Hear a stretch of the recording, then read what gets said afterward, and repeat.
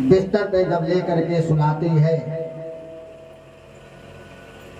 जब बालक को नींद नहीं आती, लोरी गा करके और पुत्र को सुलाती है।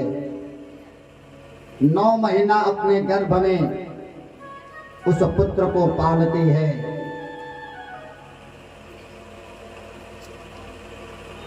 जब वह बालक इस धराधाम पे आता है, माँ अपने पुत्र को इतना लाड प्यार करती है, खिलाना पिलाना, हर चीज का ध्यान रखना। एक बिस्तर पे माँ अपने पुत्र को लेकर के सोती है।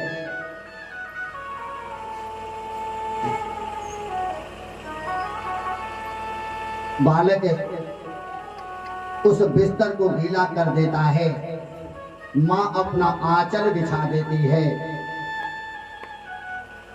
अपने उस गीले बिस्तर पे सो जाती है। आधे बिस्तर पर सोचती है मेरा पुत्र गीले बिस्तर पर न सोए, मैं गीले बिस्तर पे सो जाऊं। यह है माँ की ममता। माँ अपने भोजन नहीं करेगी, अपने पुत्र को भोजन कर जरूर कराएगी। हर पल ध्यान रखती है माँ।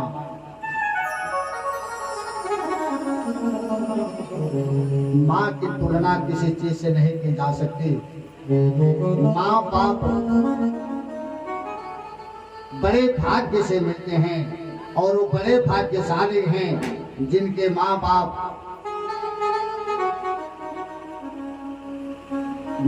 की छत्र छाया उनके ऊपर है।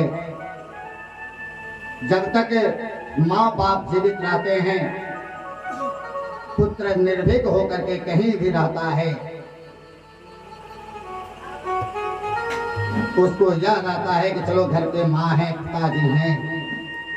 लेकिन जिस दिन माँ बाप की छत्र छाया सर से हट जाती है, पुत्र के सर से, उस दिन उसको महसूस होता है कि जिंदगी क्या चीज होती है, माँ बाप क्या चीज होते हैं।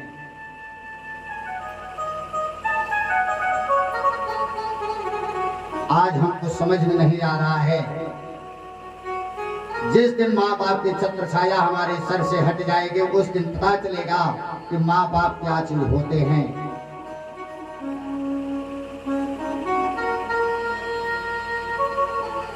आज हम लोग देख रहे हैं समाज में कि माँ बाप की क्या स्थिति आज के परिवेश में है।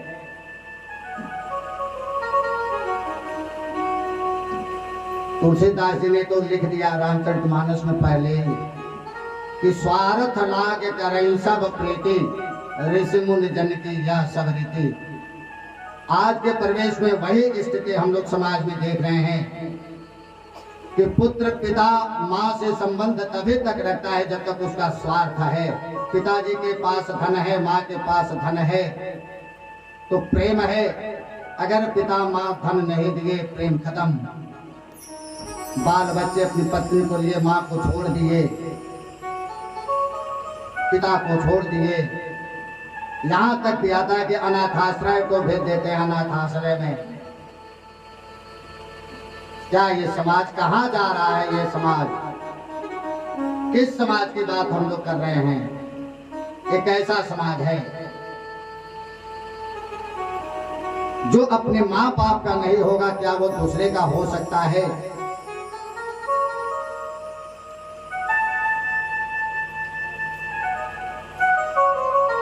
आज के परिवेश में हम लोग देख रहे हैं कि पुत्र पिता पुत्र का जो संबंध है वह कैसा निर्वहन हो रहा है, ये तो आप सभी हम लोग देख रहे हैं समाज में।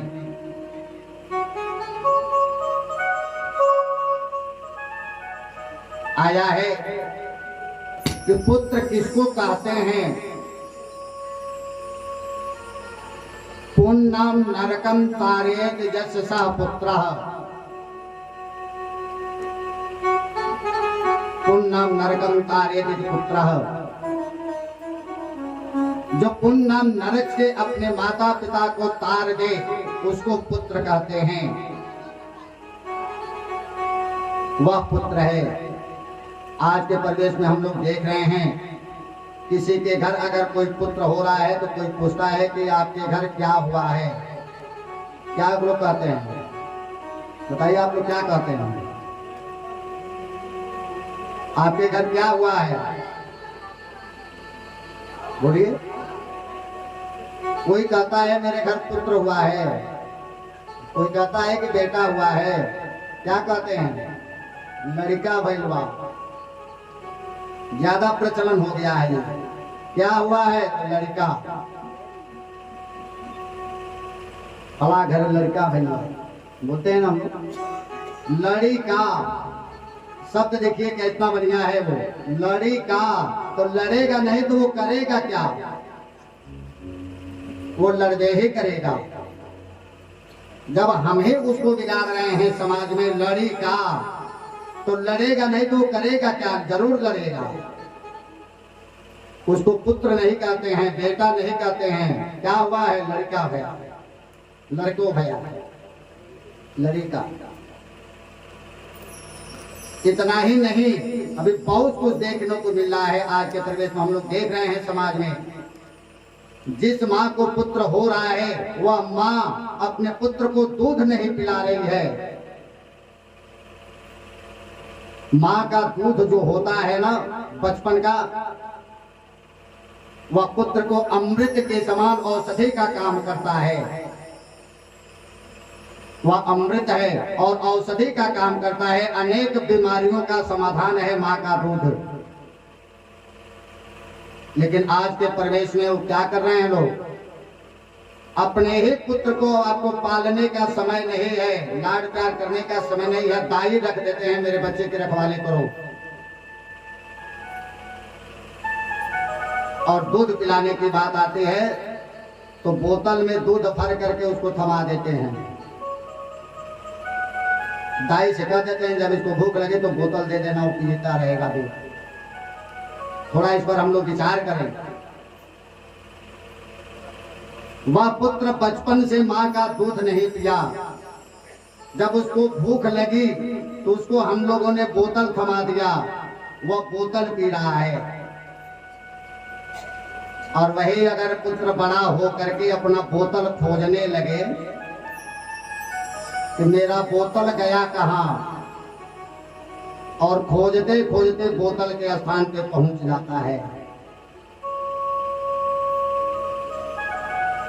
चला जाता है, नहीं चला जाता है। वो अपना बोतल खोजता है कि मेरा बोतल कहाँ गया, तो बोतल उसको मिल जाता है।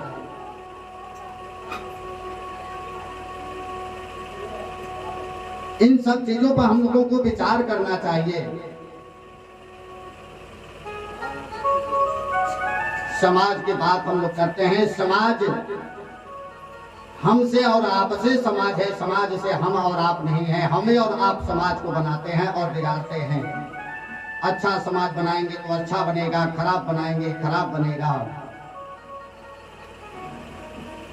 समाज का निर्माण आप और हम ही करते हैं। आज के परिवेश में कोई भी पुत्र, कोई भी बेटा अपने पिता को पिताजी नहीं कह रहा है। हम लोग को पहले बताया जाता है कि बाबूजी कहते थे लोग, पिताजी कहते थे। आज के परिवेश में क्या लोग कह रहे हैं? पापा, डैडी, आया शब्द ना ये, मॉम, ये सब क्या है? Dad, mom. क्या बोलते हैं? डैड का मतलब क्या होता है? कौन सी डैड? डैड कहते हैं मतलब डैड।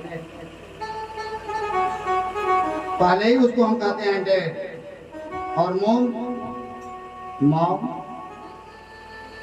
जिसमें लाश रखी जाती है, विदेशों से लाश आती है जिसमें रख करके सुरक्षित आता है।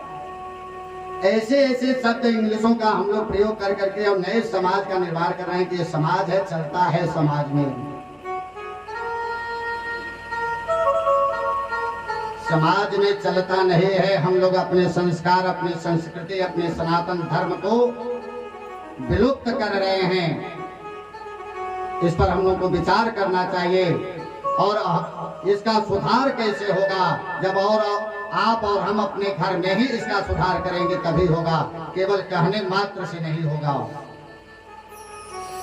इस पर हम लोग को विचार करना चाहिए।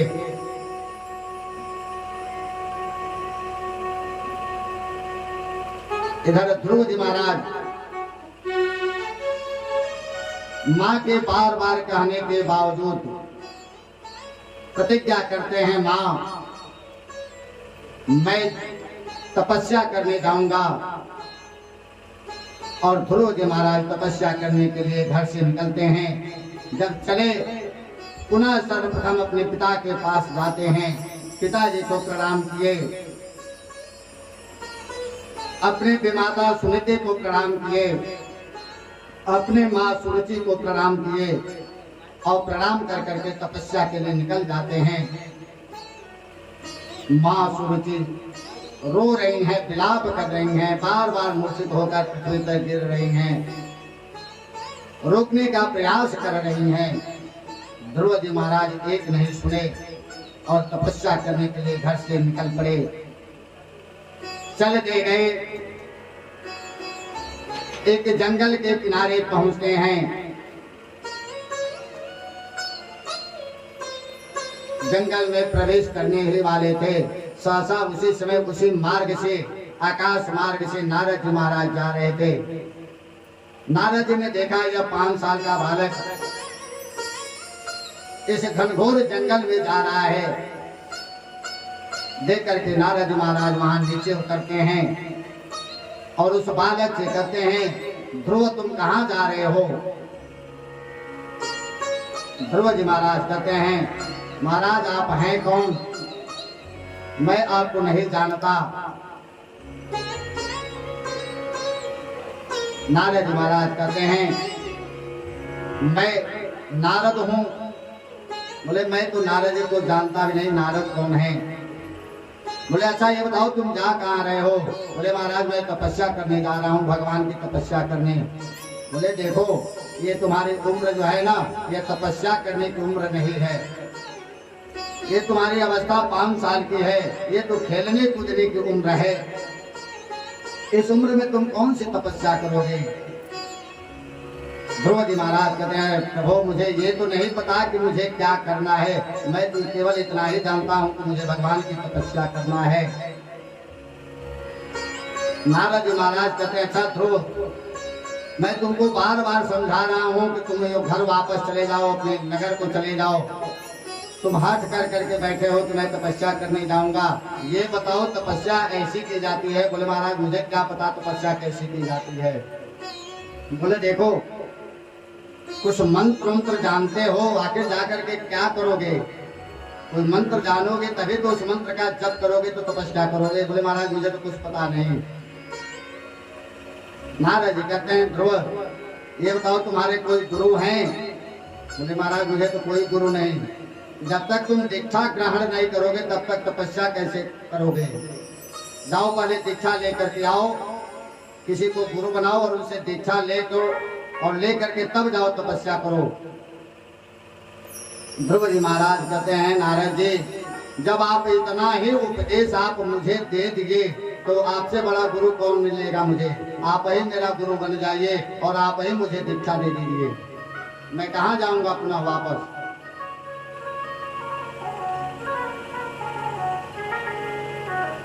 नारद जी कहे, मैं तो इसको किसी भी तरह से चाह रहा था कि अपने महल को वापस चला जाए, ये तो मुझे ही फेरा में डाल दिया। बोले अच्छा ठीक है, मैं तुम्हें एक मंत्र दे रहा हूँ, मैं तुमको अपना शिष्य बना रहा हूँ और तुम्हें एक मंत्र दे रहा हूँ, यही मंत्र जा करके तुम जप करना। मंत्र दिए, ओम नमो भगवते वासुदेवाय। महामंत्र जो मैं बार बार कहता हूं कि जब भी हम लोग कथा में बैठें, यह द्वादशाक्षर महामंत्र अपने मन में सदैव निरंतर जप करते रहें, इस मंत्र को बोलते रहें, जप करते रहें। यह द्वादशाक्षर महामंत्र है। यही मंत्र नारद जी ने ध्रुव जी महाराज को दिया था। द्वादशाक्षर महामंत्र ध्रुव जी महाराज मंत्र ग्रहण कर करके वन को गए और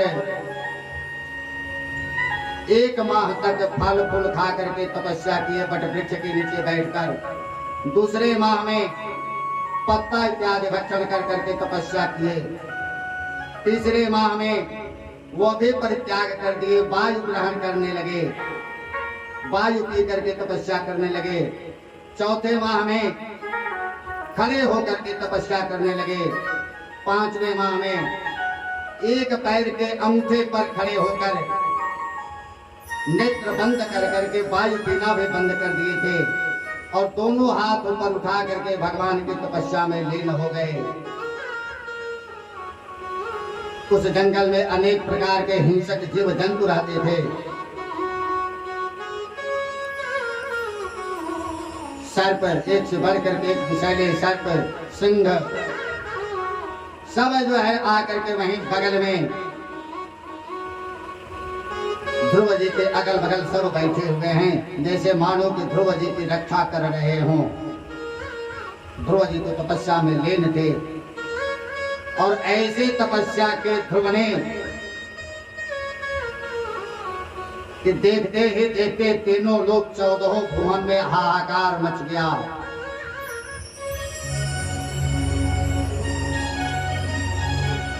बैकुंठ हिलने लगा, कैलाश हिलने लगा, ब्रह्मलोक हिल गया, इंद्र का इंद्रासन हिल गया,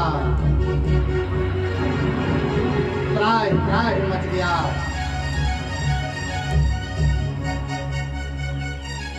सभी देवगण परेशान हो गए, इंद्र इत्यादि ब्रह्मा। ये क्या हो गया? लग रहा है कि प्रलय आने वाला है।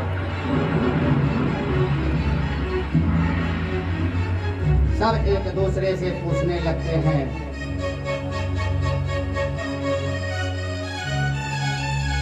और सब अग्नि, वरुण, वायु सब लोग पहुंचते हैं। सभी देवगण ब्रह्मा जी को साथ में लेकर के बैकुंठ क्षीरसागर में भगवान विष्णु के पास कहते हैं, प्रभु ये क्या हो रहा है? लग रहा है कि प्रलय आने वाला है।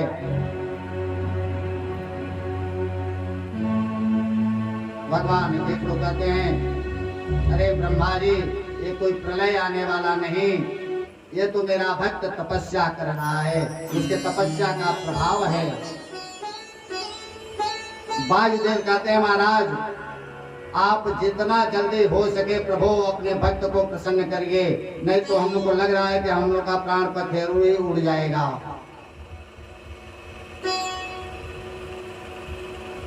परंतु परमात्मा कहते हैं, प्रतीक्षा करो, अभी समय नहीं आया है। समय आता है, भगवान विष्णु गरुड़ पे सवार होकर के क्षण मात्र में वहां ध्रुव जी के सामने प्रकट हो जाते हैं और ध्रुव जी से कहते हैं, पुत्र आंखें खोलो, मैं आ गया। एक बार बोले, 2 बार बोले, तीसरी बार कहते हैं, ध्रुव आंखें खोलो, जिसको तू बुला रहा है ना वो तेरे सामने खड़ा है, मैं आ गया। ध्रुव जी जब नेत्र खोलते हैं, देखते हैं सामने चतुर्भुज रूप में शंख चक्र गदा पद्म धारण किए हुए, पीतांबर धारण किए हुए भगवान विष्णु खड़े हैं। बोले, क्या आप ही विष्णु हैं? मैं आपको नहीं जानता।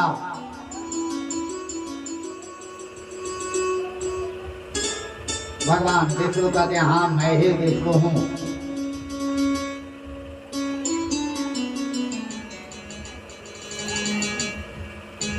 हाथ जोड़े हुए हैं ध्रुव जी महाराज, 5 वर्ष का बालक, न कोई मंत्र जानता है, न कोई तंत्र जानता है, न कोई स्तुति जानता है, न कोई पाठ जानता है। कैसे भगवान की स्तुति करे? करना तो चाहता था, लेकिन कह नहीं सकता। हाथ जोड़ करके सोच रहा था, परम पिता परमात्मा तो अंतर्यामी हैं, सबके मन की भावनाओं को जानने वाले हैं। वो समझ गए कि ध्रुव स्तुति करना चाहता है। भगवान विष्णु अपना पांचजन्य शंख से ध्रुव के दाहिने कपोल पर स्पर्श करा दिए और जब ही शंख से स्पर्श कराते हैं ध्रुव जी महाराज प्रकांड विद्वान हो गए। भागवत जी में भगवान विष्णु का जो है 2 अध्याय में स्तुति किए हैं। बहुत सुंदर स्तुति किए भगवान विष्णु का ध्रुव जी ने। भगवान विष्णु प्रसन्न होते हैं। परमपिता परमात्मा कहते हैं ध्रुव पर मानो, मैं जानता हूं तुम किस लिए आए हो, तपस्या करने के लिए। जाओ, अब तुम अपने महल को वापस चले जाओ। समय आएगा मैं तुम्हें बुला लूंगा। ध्रुव जी कहते हैं महाराज आप मुझे कहाँ भेज रहे हैं? जहां से मैं वापस आया हूं मैं पुनः वहां जाना नहीं चाहता। मैं तो यह सोच करके प्रतिज्ञा लेकर के मैं आया था कि एक पिता के गोद में बैठने के लिए मुझे आज यहाँ तक आना पड़ा, तपस्या करना पड़ा। और जो सबके पिता हैं, जो आज साक्षात मेरे सामने खड़े हैं, मैं ऐसे पिता के गोद को छोड़ करके मैं उन पिता के गोद में क्यों जाऊं? अब मुझे उस पिता के गोद में जाने की आवश्यकता नहीं, मैं तो आपके गोद में बैठना चाहता हूं। आप तो सर के पिता हैं, अब मुझे वहां जाने की जरूरत नहीं।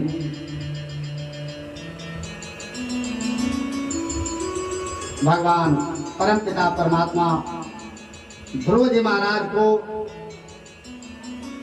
वर देते हैं, जाओ तुम मेरा परम भक्त बनोगे। और ध्रुव जी महाराज को परम भागवत की उपाधि दिए और ध्रुव जी को अपना एक वैकुंठ दे दिए। वैकुंठ से ऊपर है ध्रुव लोक, जो ध्रुव जी के नाम से ही विख्यात हुआ। अपने सर पर अपने भक्त को बैठा लिए। यह है भक्त और भगवान की महिमा। भक्त के बस में भगवान रहते हैं। अपने भक्तों की रक्षा के लिए भगवान को कब कहाँ जाना पड़े उनको सोचना नहीं है, फौरन वहां चले जाते हैं। भगवान विष्णु ध्रुव जी को अपने मस्तक पे स्थान दे दिया।